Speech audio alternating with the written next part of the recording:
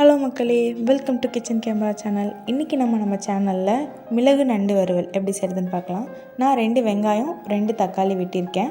நான் எடுத்ததில் ஒரு வெங்காயம் கொஞ்சம் பெருசு, அதனால் நான் 2 வெங்காயம் எடுத்துக்கிட்டேன். நீங்கள் 3 வெங்காயம் 2 தக்காளி எடுத்துக்கலாம்.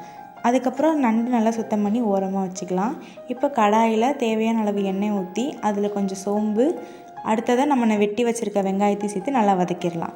வதங்கின வெங்காயத்தோடு இப்போ இஞ்சி பூண்டு பேஸ்ட் சேர்த்துக்கலாம். இதுவும் நல்லா வதங்கினதுக்கப்புறம் நம்ம வெட்டி வச்ச தக்காளியை சேர்த்து அதையும் நல்லா வதக்கிக்கலாம்.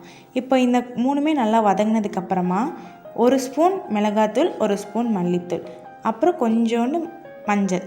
மிளகாத்தூள் உங்கள் சாய்ஸ் தான், நீங்கள் காரத்துக்கு ஏற்ற மாதிரி போட்டுக்கலாம். இப்போ நம்ம கழுவி வச்சுருக்க நண்டை இந்த மசாலாவோடு சேர்த்து நல்லா பரட்டி விட்டுக்கலாம். இந்த மசாலா நல்லா அந்த நண்டில் இறங்குற அளவுக்கு பரட்டி விட்டுட்டு தேவையான அளவு தண்ணி ஊற்றிக்கணும்.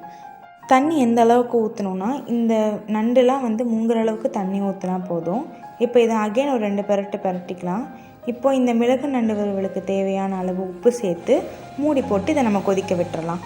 இப்போது ஒரு மிக்சியை 1.5 ஸ்பூன் மிளகு, 1 ஸ்பூன் சீரகம், 1 ஸ்பூன் சோம்பு, இந்த 3ஐயும் நல்லா பவுடராக அரைச்சிக்கோங்க. மிளகு சேர்க்கும்போது பார்த்து சேர்த்துக்கோங்க, ஏன்னா நம்ம ஆல்ரெடி குழம்புல மிளகாத்தூள் போட்டிருக்கோம். இது 2மே அதிகமாகிடுச்சுன்னா ரொம்ப காரமாயிரும், அதனால் பார்த்து சேர்த்துக்கோங்க. இப்போ இந்த பவுடரை ஓரமாக வச்சிடலாம்.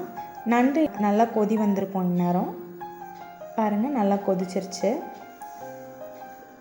எனக்கு இவ்வளோ தண்ணியாக இருக்க வேண்டாம், அதனால் நான் இன்னும் கொஞ்சம் நேரம் இதை நல்லா கொதிக்க விட்டுக்கிறேன்.